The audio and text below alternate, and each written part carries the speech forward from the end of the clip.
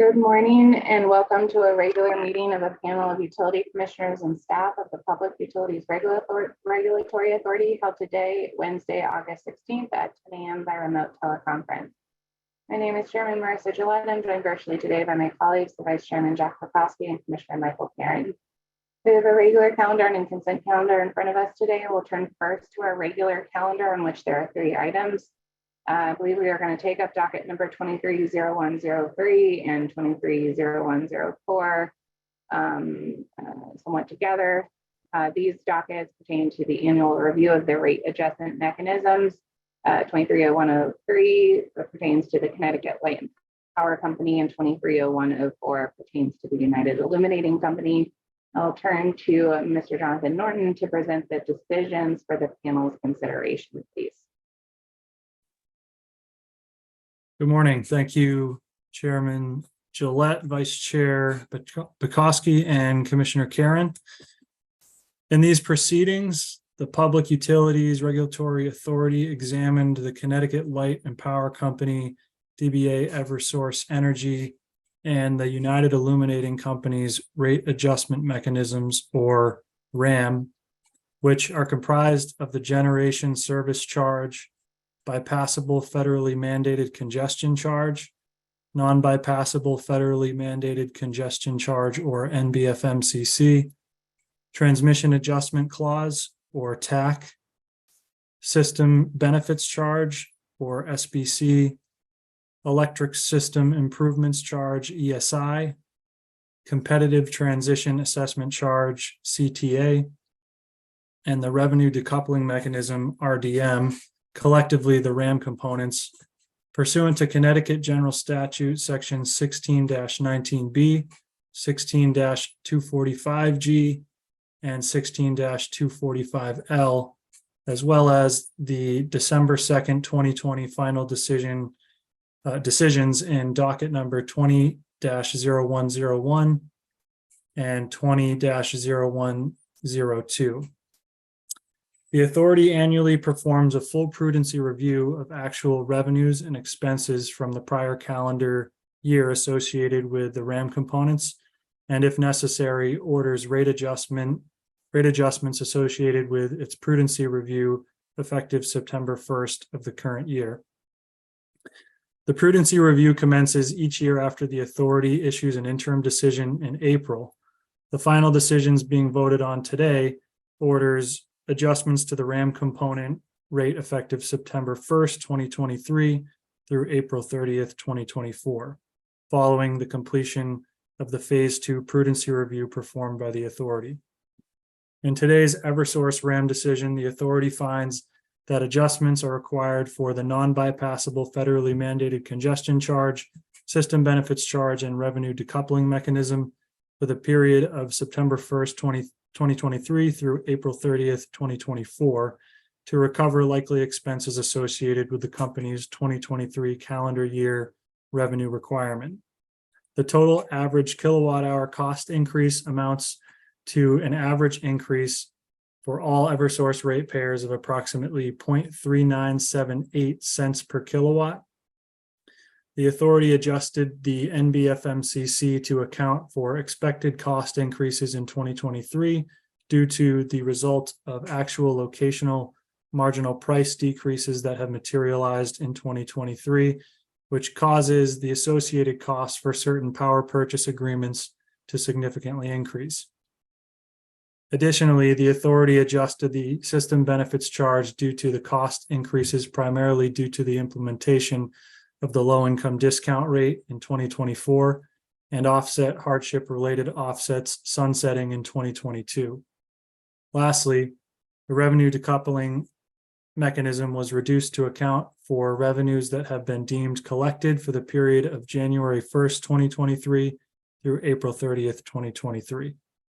In today's UI RAM decision, the authority finds that adjustments are required for the non-bypassable federally mandated congestion charge, transmission adjustment clause, and system benefits charge for the period of September 1st, 2023 through April 30th, 2024 to adjust for disallowances in the case of the of the TAC to recover likely expenses associated with the company's 2023 calendar year revenue requirement for the NBF MCC and SBC.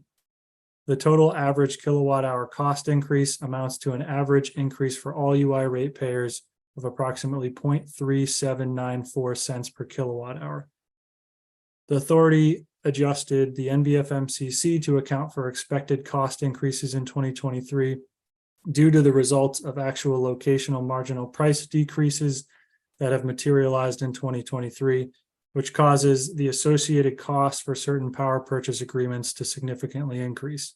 Additionally, the authority adjusted the transmission adjustment clause for the disallowance of costs related to incentive compensation and advertising and consulting costs. Lastly, the SBC was increased due to the cost increases primarily due to the implementation of the low-income discount rate in 2024, offset by hardship-related offsets sunsetting in 2022, and the transition of active charge-offs from 90 to 180 days. Finally, in both decisions, the authority reviewed the company's various allocation methodologies across different rate classes for the RAM components and has ordered additional compliance filings that will be reviewed in future RAM proceedings. Authority staff recommend the decisions for approval. Is there a motion? I move adoption. Second. Thank you. The decisions have been regularly moved and seconded. There are no questions or comments. I'd ask Mr. Bumpin to take the roll for both 230103 and 230104, please. Chairman Gillette, Yes. Vice Chairman Bukowski, Yes. Commissioner Karen, yes, Thank you. The decisions have been adopted. We will turn next to docket number 230436, the application of power kiosk for Connecticut Electric Aggregator Certificate of Registration certification. I'll turn to Authority Staff Attorney Arthur Lefebvre for a presentation of the decision for the panel's consideration, please. good morning, Chairman Gillette, Vice Chairman Bukowski, and Commissioner Karen. On April 20th, 2023, pursuant to Connecticut General Statute Section 16-245, Section L, Power Kiosk LLC filed an application with the authority requesting that the authority grant the company an electric aggregator certificate of registration. In response, the authority conducted this uncontested proceeding for the purpose of reviewing the company's application. The docket was delegated to EOE up to the point of proposed final decision, at which time authority staff review the decision. The authority finds that Power Kiosk does not operate in a manner that will properly serve or protect Connecticut customers, and that Power Kiosk has not demonstrated it has the managerial capability to serve as an aggregator. As a result, the authority denies Power Kiosk an electric aggregator certificate of registration. Nothing in this decision prevents Power Kiosk from functioning as an agent for suppliers. An aggregator represents the customer.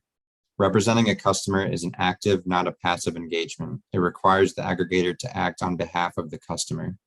Power Kiosk operates the websites powerkioskdirect.com and powerkiosk.com. In the case of powerkioskdirect.com, Power Kiosk is not representing the customer when displaying the rates given to it by suppliers. It appears to be a thinly veiled agency between Power Kiosk and suppliers, in which Power Kiosk simply displays rates for suppliers and is compensated by suppliers when a customer enrolls with them. The model of powerkioskdirect.com does not function within the conditions the authority has placed on other aggregator certificates, which required aggregators to provide multiple communications to customers prior to facilitating the enrollment with a supplier, and customers must sign and return each of these communications. In the case of powerkiosk.com, Power Kiosk requires contractors who are Power Kiosk agents to pay it a monthly or annual fee to use that website, and the agents serve customers as an aggregator under Power Kiosk aggregator certificate. Connecticut General Statute Section 16-245-0, Section H, places several restrictions and responsibilities on the aggregator and the aggregator's agents when interacting with a customer. The authority questions if any platform can function in a manner that meets the requirements of Connecticut General Statute Section 16-2450, Section H, but it is clear that Power Kiosk does not. Power Kiosk licensed 262 agents to interact with customers on its behalf, and it does not sufficiently train or monitor those agents to ensure the interactions meet the statutory requirements. Power Kiosk argues that its customers are the agents whom it contracts with. Power Kiosk demonstrates a lack of managerial capabilities in understanding who its customers are and the difference between a customer and an agent. Its customers are the end users whom it is supposed to represent in facilitating a contract with suppliers. Although Power Kiosk channel partners pay it, that payment does not negate the fact that they are its agents. As Power Kiosk noted, these channel partners are purchasing the right to operate under Power Kiosk aggregator certificate. They're selling on behalf of Power Kiosk to the true customers, and Power Kiosk does little to ensure such sales meets Connecticut's legal standards. Power Kiosk's primary concern should not be for its agents, but for the entities whom it is supposed to serve as an agent. Accordingly, the authority denies the company's application to be an aggregator based on its interrogatory responses. The authority staff recommends adoption of this decision. Thank you. Now, is there a motion?